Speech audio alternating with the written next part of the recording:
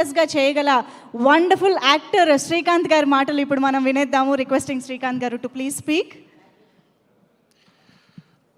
అందరికీ నమస్కారం. మీడియా మిత్రులకి ఇక్కడ విచ్చేసిన మీ అందరికీ నమస్కారం. ఫస్ట్ ఆఫ్ ఆల్ ఈ సినిమాని విజయవంతం చేసిన ప్రేక్షకులందరికీ థ్యాంక్స్ చెప్పుకుంటున్నాం. ఎందుకంటే నిన్నటి నుంచి నేను నిజంగా చెప్పాలంటే నేను సినిమా చూడలేదు, కానీ ఆల్రెడీ డబ్బింగ్లో ఆల్మోస్ట్ అంతా చూసేసాం.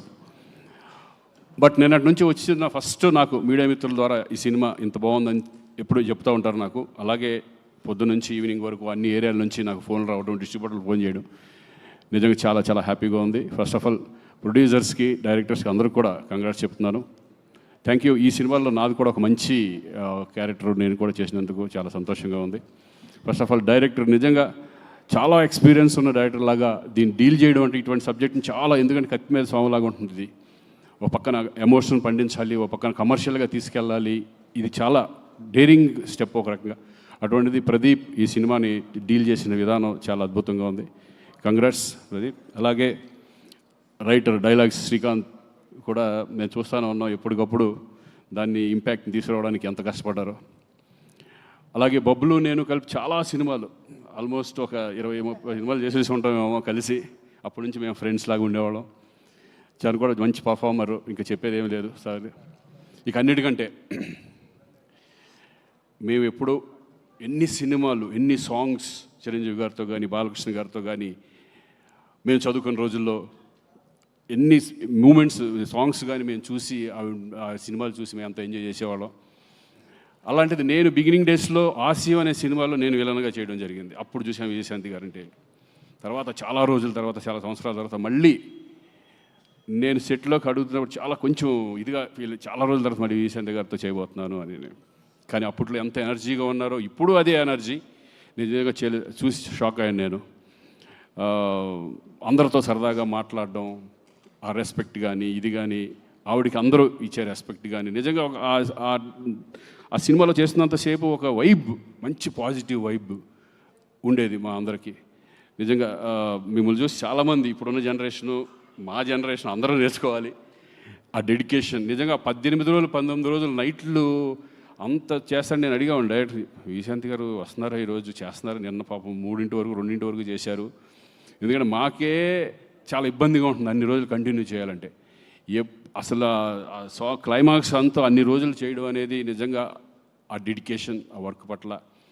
ఏమంటే మీరు సినిమాలు ఇంకా ఎమ్మెల్సీ అయినా, పొలిటిక్స్లోకి వెళ్ళినా సరే అప్పుడప్పుడు సినిమాలు చేస్తూనే ఉండాలి.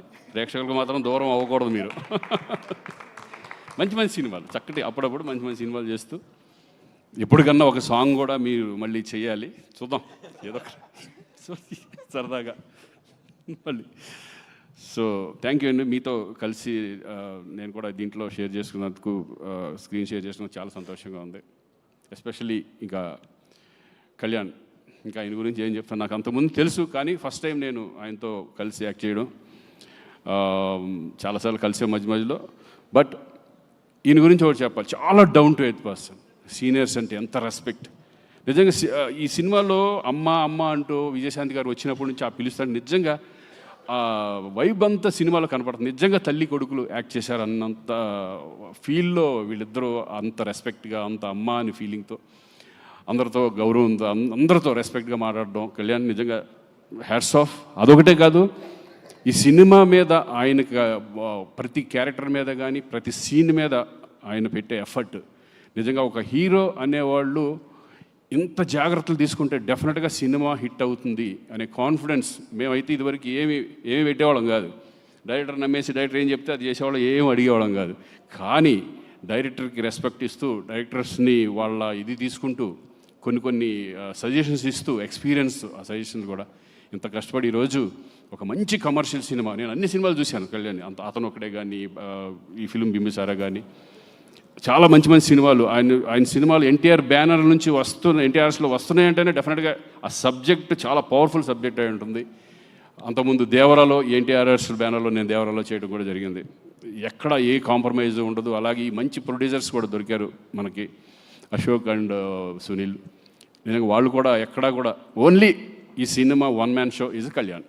ఆయన్ని నమ్మేశారు. ఆయన నమ్మి ఈ సినిమాని ఇంత గ్రాండియర్గా ఎక్కడ కాంప్రమైజ్ అవ్వకుండా తీసినందుకు వాళ్ళు కూడా. So congratulations. మరి మంచి ఎఫర్ట్ పెట్టి ఇది ఇంకా ఎన్నో సినిమాలు చేయాలని మనస్ఫూర్తిగా కోరుకుంటున్నాను. Thank you very much. All the best. Thank you Srikanth garu, thank you so much. And yes, ఇలాంటి ఎన్నో షాకింగ్ అండ్ సర్ప్రైజింగ్ కథల్ని అంతే కన్విక్షన్తో అందించే గట్సీ హీరో